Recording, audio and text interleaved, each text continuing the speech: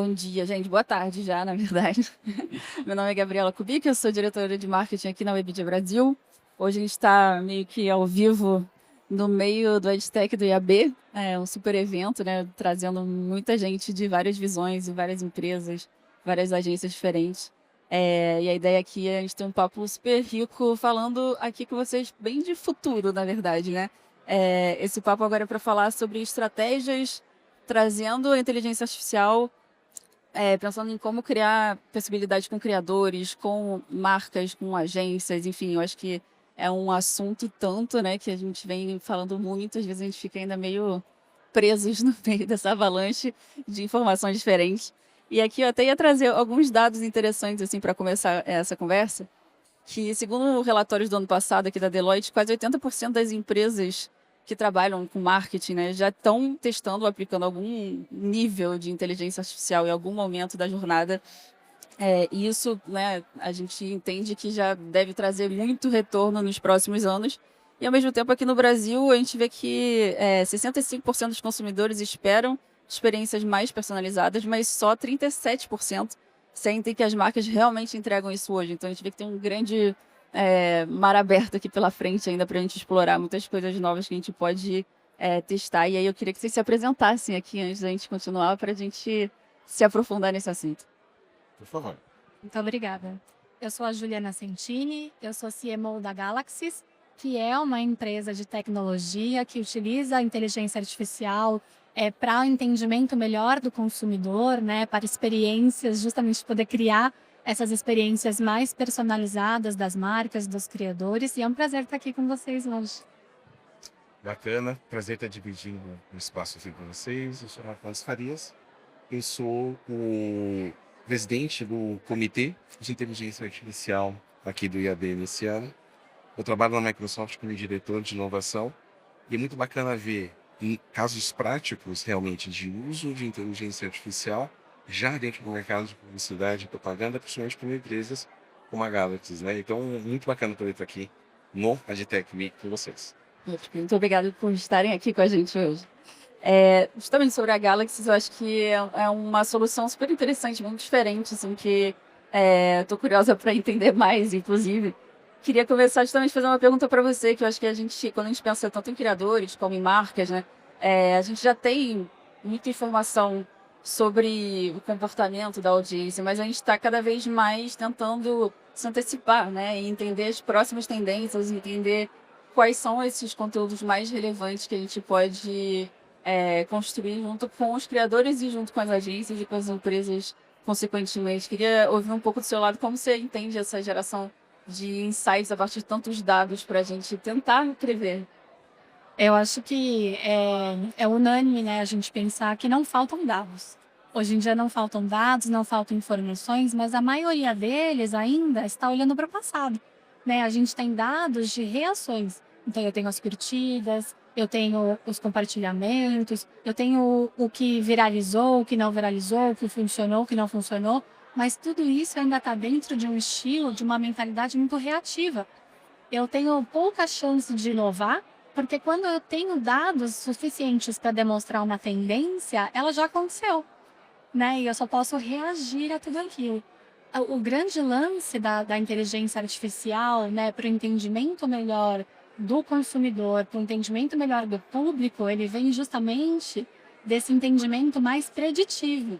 De que forma que eu consigo antecipar esse comportamento, antecipar o que eu sei a respeito do meu público, de como ele poderia se comportar num determinado cenário, né?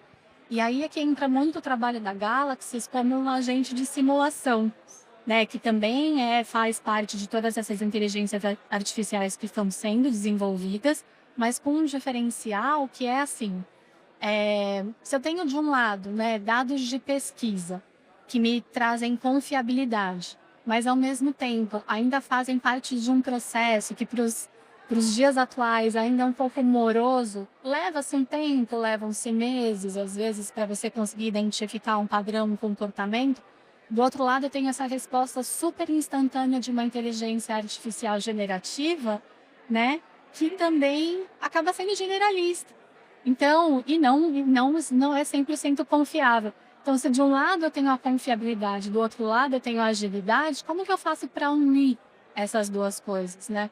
E aí um agente de simulação, como é o agente da Galaxy, é a geração de personas sintéticas, né, de versões sintéticas dos consumidores a partir de dados confiáveis, de dados proprietários, de pesquisas, enfim, de todos os dados que podem alimentar, não só demográficos, mas de comportamento, vieses culturais, tudo que vai enriquecendo cada vez mais a geração de uma persona que é sintética, ou seja, uma representação do seu público sem precisar acionar o seu próprio público. Então você tem a instantaneidade da resposta do público ali na tua frente, a uma mensagem de distância, 24 horas por dia, 7 dias por semana. Eles não se cansam, então eles não param, eles não têm intervalo. E são extremamente especializados com a garantia da segurança da informação e da confiabilidade. Então, eu acho que nesse sentido a gente deixa de ser reativo, passa a ser preditivo e pode fazer teste. Então, imagina só, esses criadores de conteúdo, não sei, vamos supor que eu sou uma criadora de conteúdo e eu falo sobre finanças. E eu tenho um público fiel, mas eu quero inovar um pouco, eu quero trazer um pouco de humor para o meu conteúdo. Mas eu não sei exatamente como que o meu público vai reagir. E se eu pudesse testar essa hipótese antes de flopar, né? Antes de ser cancelada? Então, nesse sentido, essa geração esse público sintético nos ajuda muito, né?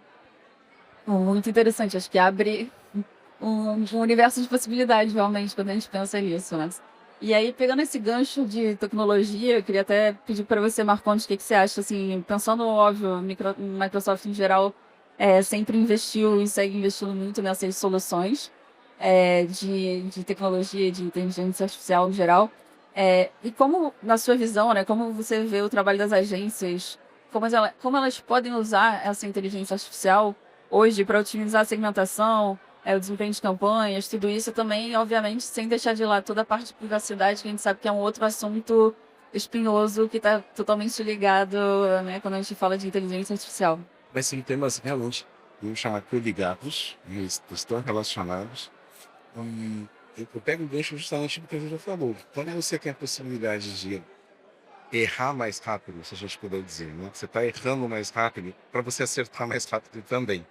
Essas possibilidades de dizer, essa segmentação é ideal, o perfil é correto, eu estou fazendo a medição, a atribuição corretamente de performance nas minhas campanhas, tudo isso se torna cada vez mais complexo em um horizonte onde você está buscando a hiperpersonalização. E a hiperpersonalização só é possível quando você utiliza mecanismos de inteligência artificial.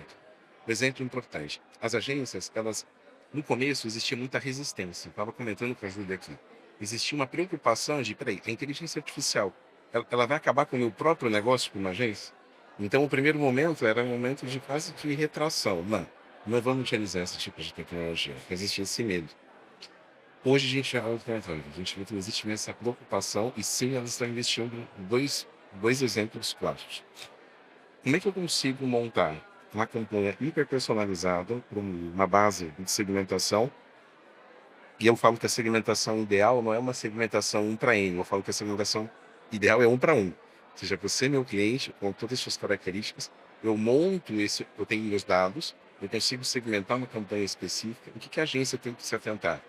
Como é que eu faço minha montagem de KVs, de testes, AD, a mensagem correta com o público, usando, por exemplo, uma ferramenta de persona sintética, tá? Casa perfeitamente. Antes de disparar a campanha, para aquele segmento, eu testo utilizando as minhas hipóteses. Testei. Como é que eu consigo, em tempo real, analisar performance, desempenho dessas campanhas e, eventualmente, fazer a correção disso? O exemplo clássico que a gente dá é o seguinte. Vocês devem ter acompanhado uns anos atrás, quando lançou aquele filme O Rei do Show. O filme, em si, ele foi muito mal recebido pelo público no primeiro momento. Ele não deu muita bilheteria.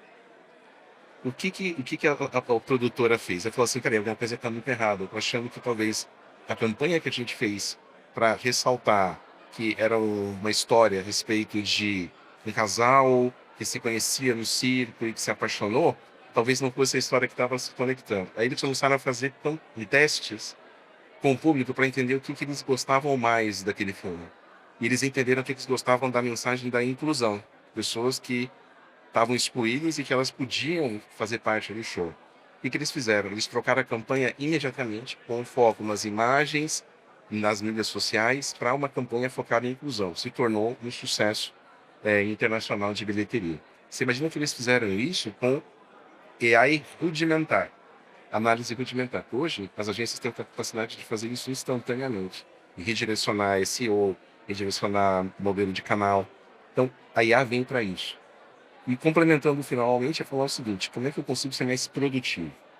E aí vem a discussão: como é que os indivíduos, quem é criador, quem é analista, quem está lá no dia a dia, fazendo briefing, entregando material, como é que eu consigo fazer muito mais com o mesmo tempo? Gente, o tempo é limitado para todos nós. Mas quando a gente começa a fazer uso desses agentes, desses copilotos, dessas tecnologias que fazem com que a gente consiga enxergar o que eu não estou vendo, isso é o que a gente acredita. Por exemplo, na Microsoft a gente colocou isso. Que a gente consegue ser muito mais criativo, mais produtivo a partir do uso desse tipo de tecnologia.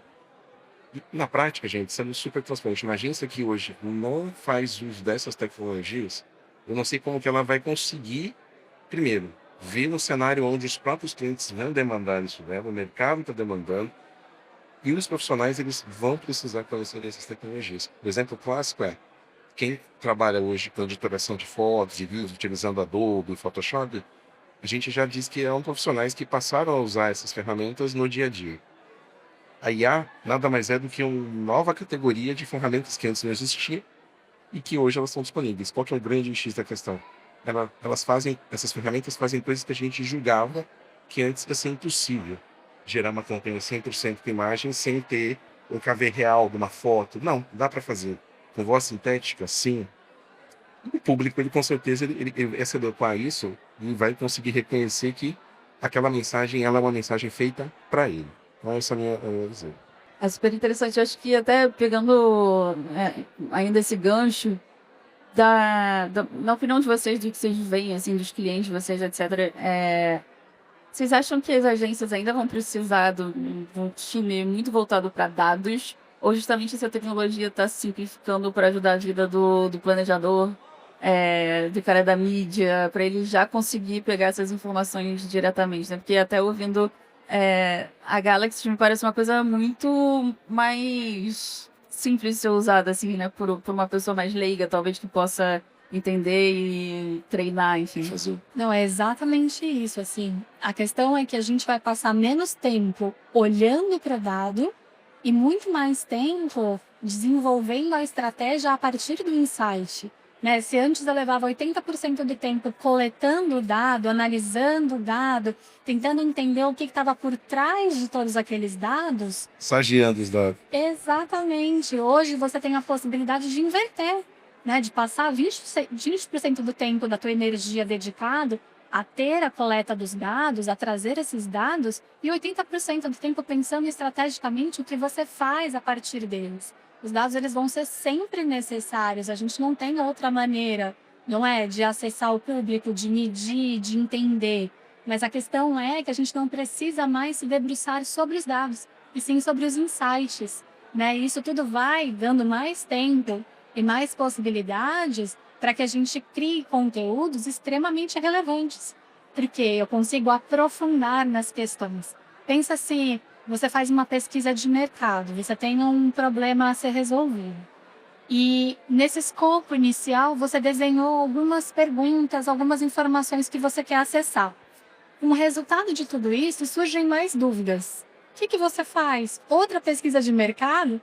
Esses agentes de simulação, eles permitem que dentro daquele universo, dentro daquele perfil de consumidor e com as informações que ele tem, que ele aprendeu como aquele consumidor se comportaria, você consiga testar novas hipóteses, você consiga confrontá-lo a respeito de outros assuntos muito rapidamente. Por exemplo, a tendência do morango do amor.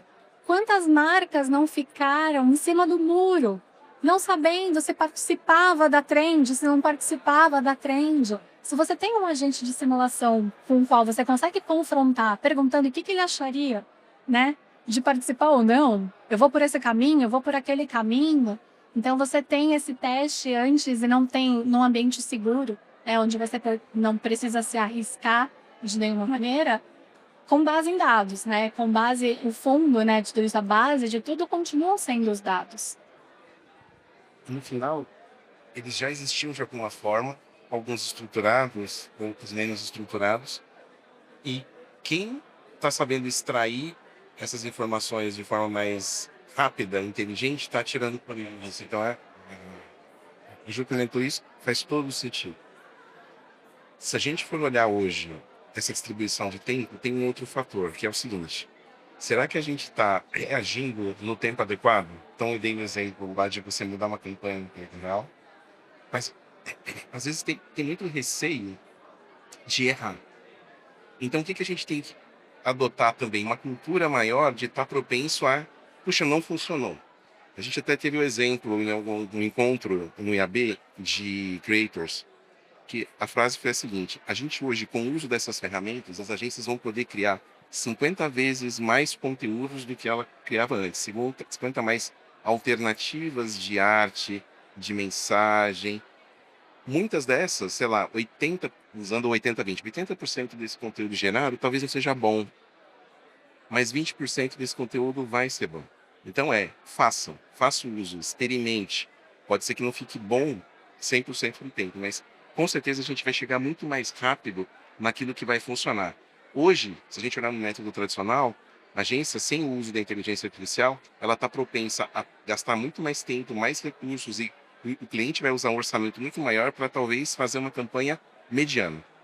Ao mesmo passo que esse mesmo tipo de investimento, nesse tipo de ferramenta, eu consigo fazer mais rápido e consigo ser assertivo mais rápido, com menos custo. Então, na minha visão, a gente tem que começar também a olhar para as agências, perder o medo de fazer esse tipo de tecnologia, para eles poderem errar ou acertar mais rápido. E agora, para fechar, porque já passou muito rápido, Ô, louco.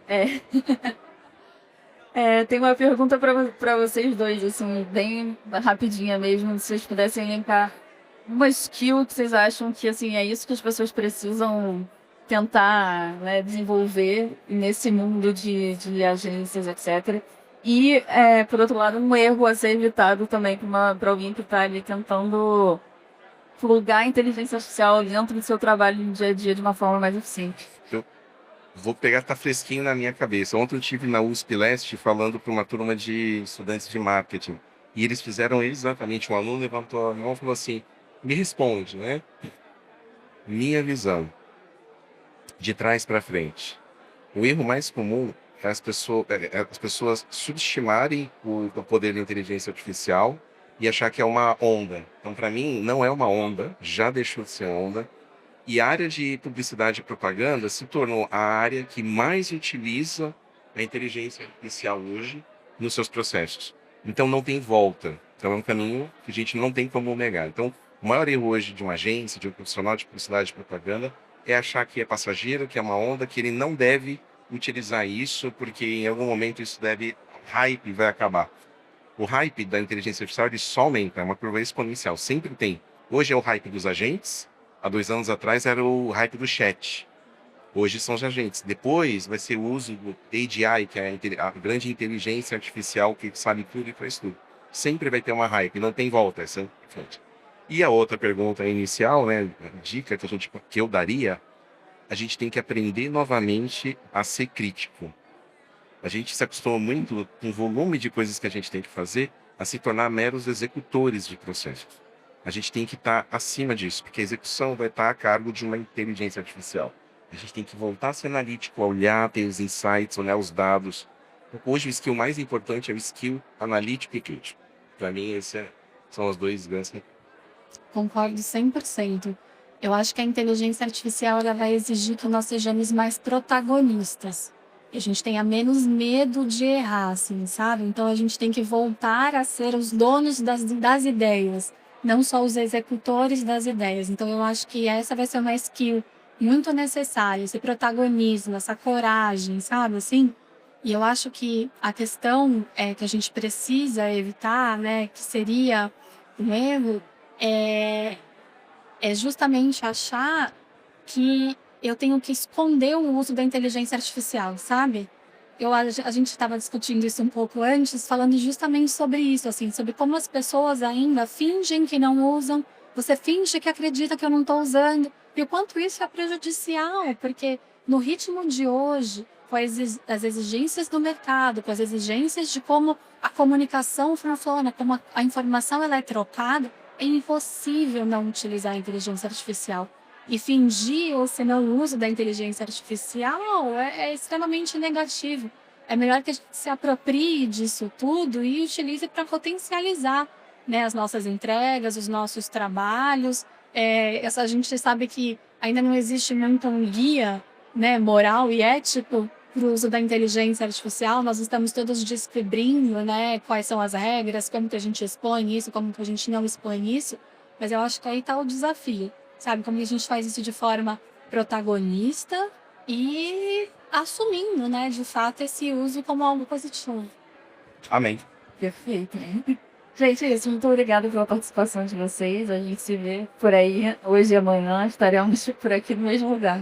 Obrigada. Obrigado, Gabi.